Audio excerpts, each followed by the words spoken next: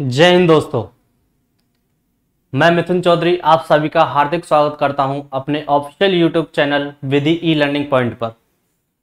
आज हम बात करने वाले हैं, जैसा कि आप थंबनेल पर देख पा रहे हैं, भारत का संवैधानिक विकास।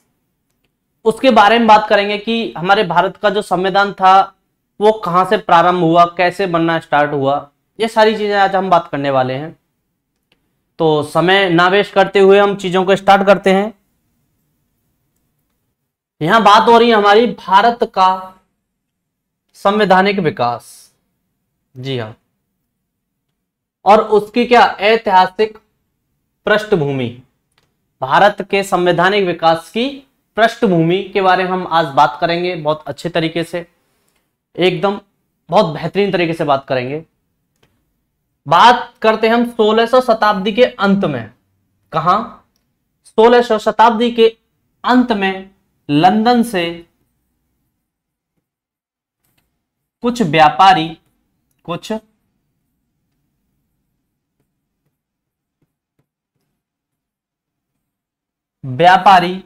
भारत आए।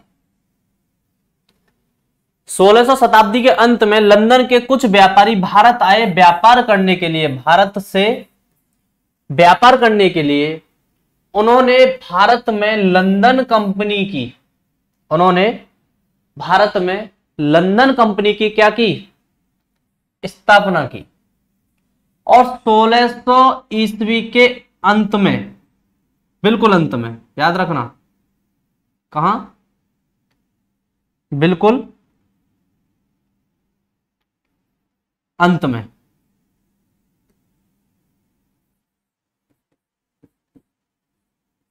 ठीक है, 1600 ईस्वी के अंत में इन्होंने कंपनी चलाने के लिए एक अधिकार पत्र मिला इन्हें। 1600 ईस्वी के अंत में इन्हें एक अधिकार पत्र मिला और इस अधिकार पत्र से इन्होंने भारत में एक ईस्ट इंडिया कंपनी के नाम से व्यापार करना शुरू कर दिया।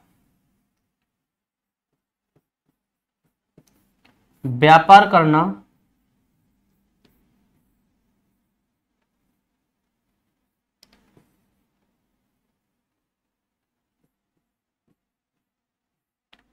शुरू कर दिया।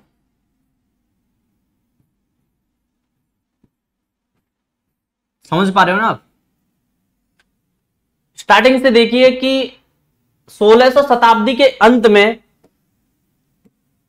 1600 शताब्दी के अंत में लंदन से कुछ व्यापारी भारत आते हैं। क्या करने के लिए?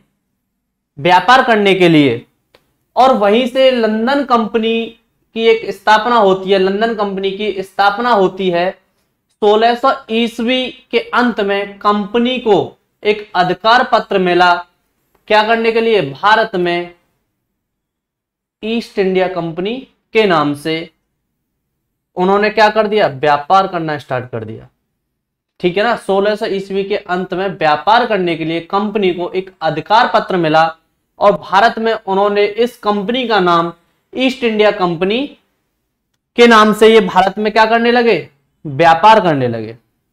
ठीक है ना?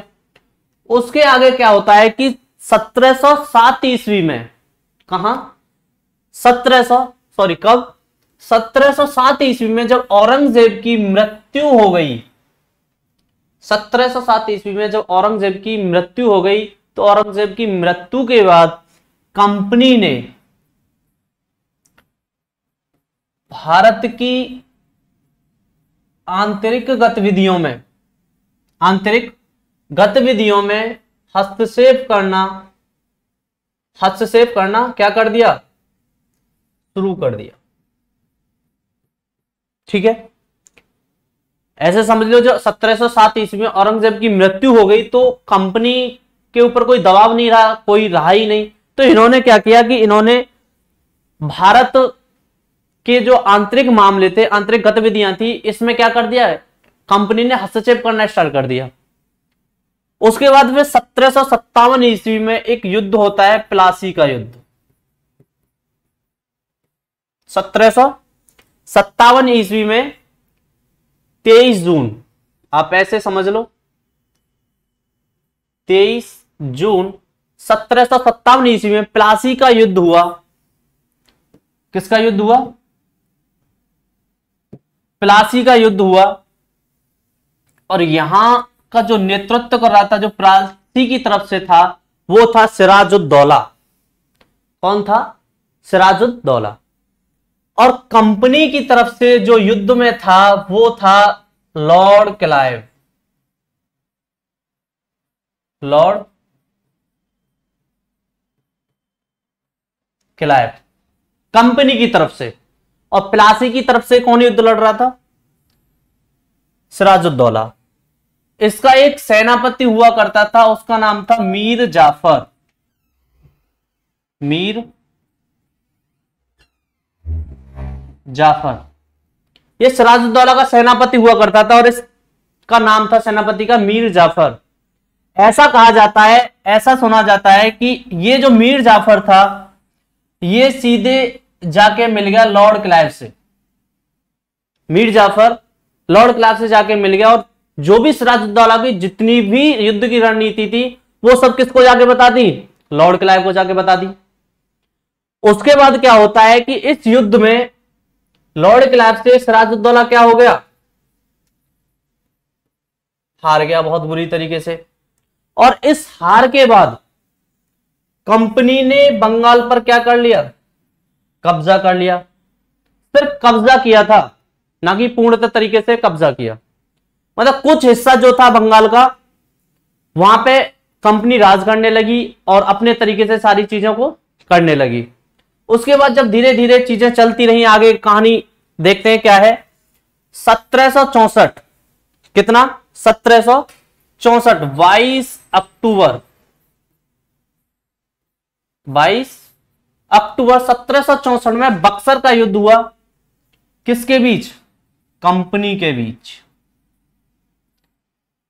और बक्सर युद्ध में ऐसा माना जाता है ये बक्सर की तरफ से जो था वो किसी एक ने युद्ध नहीं लड़ा। बक्सर की तरफ से किसी एक ने युद्ध नहीं लड़ा, बक्सर की तरफ से कई सारे वो थे। और जब उस टाइम पे नवाब हुआ करते थे, आप ऐसे मान लो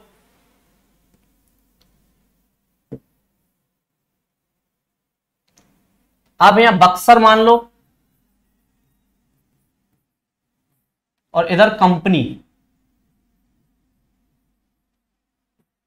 बक्सर की तरफ से जो थे वो थे बंगाल का नवाब, बंगाल का नवाब, अवध का नवाब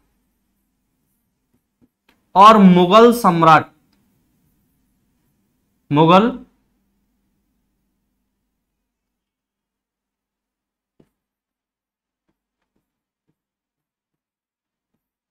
सम्राट।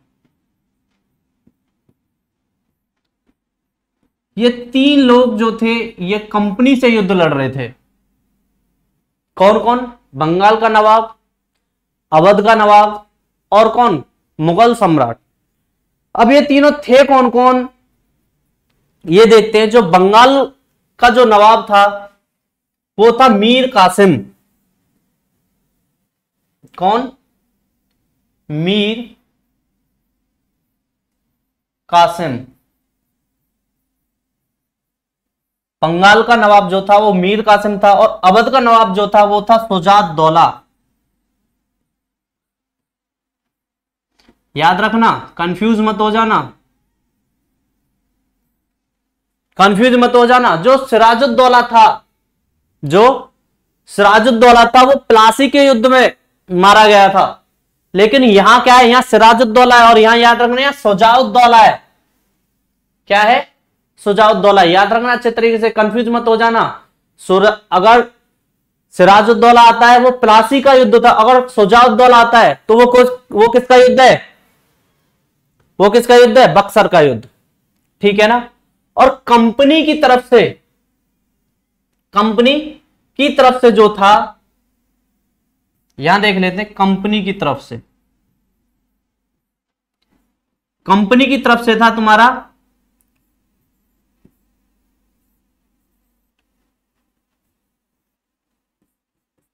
हेक्टर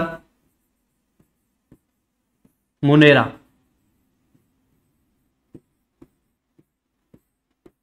कौन? हेक्टर मुनेरा। समझ में आ गया? एक बार और देखते हैं। 1707 ईस्वी के बाद औरंगजेब की जब मृत्यु हो गई, 1707 में औरंगजेब की जब मृत्यु हो गई, तो कंपनी ने भारत की आंतरिक गतिविधियों में क्या करना स्टार्ट कर दिया था? हस्तक्षेप करना स्टार्ट कर दिया। 23 जून 1757 ईस्वी में प्लासी का युद्ध जो हुआ वो सिराजुद्दौला और कंपनी की तरफ से हुआ। जो कंपनी की तरफ से जो नेतृत्व कर रहा था वो लॉर्ड क्लाइव था। कौन था? लॉर्ड क्लाइव था। और इसका एक सेनापति हुआ करता था मीर जाफर, और ये जो मीर जाफर ये लॉर्ड क्लाइव से जाके सिराजुद्दौला की सारी युद्ध रणनीति इसको जाके बता दिया, और इसकी वजह से सिराजुद्दौला क्या हो गया था? बहुत भयंकर तरीके से हार गया था। उसके बाद क्या होता है कि इस जीत के बाद कंपनी ने बंगाल पर क्या कर लिया था? कब्जा कर लिया। फिर हमारा 22 अक्टूबर 1764 ईस्वी में बक्सर का युद्ध हुआ। बक्सर और कंपनी का युद्ध हुआ, और बक्सर की तरफ से जो थे वो बंगाल का नवाब मीर कासिम, अवध का नवाब शुजाउद्दौला और मुगल सम्राट कौन थे? शाह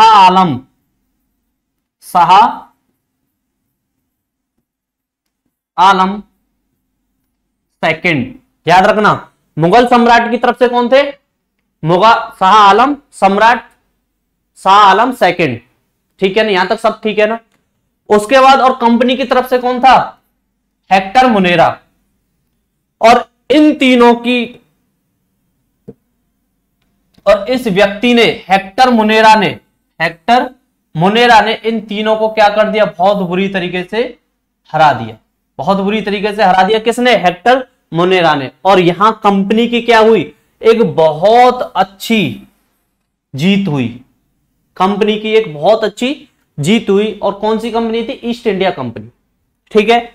अब मैं यहां एक नोट देता हूं आपको, एक नोट बताता हूं क्या है। भारत में बढ़ते राजनीतिक दबाव और संसदीय ब्रिटिश के लिए, याद रखो, भारत में बढ़ते राजनीतिक दबाव और संसदीय ब्रिटिश के लिए समय समय पर, कहां? समय समय पर ब्रिटिश सरकार, याद रखना, ब्रिटिश सरकार, याद रखो, भारत में बढ़ते राजनीतिक दबाव और संसदीय ब्रिटिश के लिए समय समय पर ब्रिटिश सरकार अधिनियम पारित किए गए थे। क्या किए गए थे? समय समय पर अधिनियम पारित कर दिया करती थी। कौन? ब्रिटिश सरकार।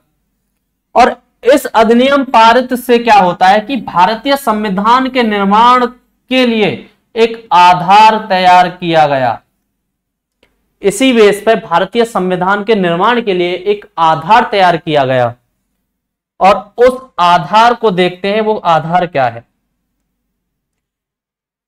आगे देखते हैं। यहीं से एक आधार जो था वो 1773 रेगुलेटिंग एक्ट था। ऐसा माना जाता है कि ब्रिटिश सरकार द्वारा भारत में एक लिखित कानून, भारत का पहला लिखित कानून ब्रिटिश सरकार द्वारा इस कंपनी के लिए बनाया गया था।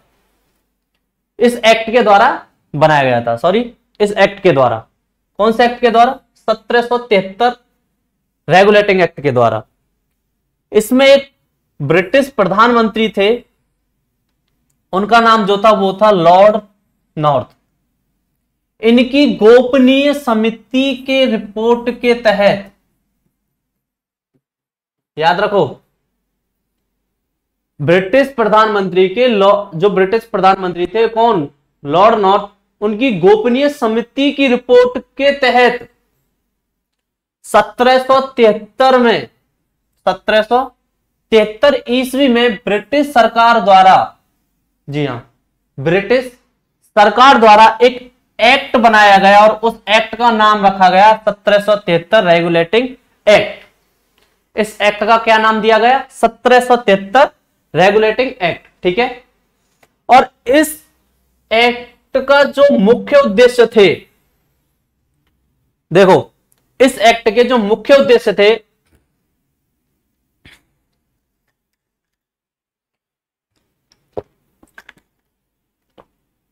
जी हां, इस एक्ट के जो मुख्य उद्देश्य थे वो थे भारत प्लस ब्रिटेन पर नियंत्रण करना, भारत और ब्रिटिश पर क्या करना, नियंत्रण करना, कंपनी में से भ्रष्टाचार दूर करना, कंपनी के व्याप्त दोषों को दूर करना, कंपनी के व्याप्त दोषों को दूर करना था। इसके जो मेन जो थे मुख्य उद्देश्य थे, भारत और ब्रिटेन पर नियंत्रण करना, कंपनी का भ्रष्टाचार दूर करना, व्याप्त दोषों को दूर करना। ठीक है, उसके बाद जब आगे हम जब चलते हैं, इस कंपनी के जो मुख्य केंद्र थे, इस कंपनी के जो मुख्य केंद्र थे वो थे भारत और इंग्लैंड। ईस्ट इंडिया कंपनी के जो मुख्य केंद्र थे वो कौन कौन से थे, भारत और इंग्लैंड। होता क्या है कि मद्रास और मुंबई प्रेसिडेंसियों को, दो प्रेसिडेंसी थी, मद्रास और मुंबई प्रेसिडेंसी, इन दोनों प्रेसिडेंसियों को कलकत्ता प्रेसिडेंसी के अधीन कर दिया गया। इस एक्ट के तहत 1773 रेगुलेटिव एक्ट के तहत मद्रास और मुंबई प्रेसिडेंसी को कलकत्ता प्रेसिडेंसी के क्या कर दिया गया, अधीन कर दिया गया। और यहीं से एक नया पद निकल के आया, यहीं से एक नया पद निकल के आया, नया पद,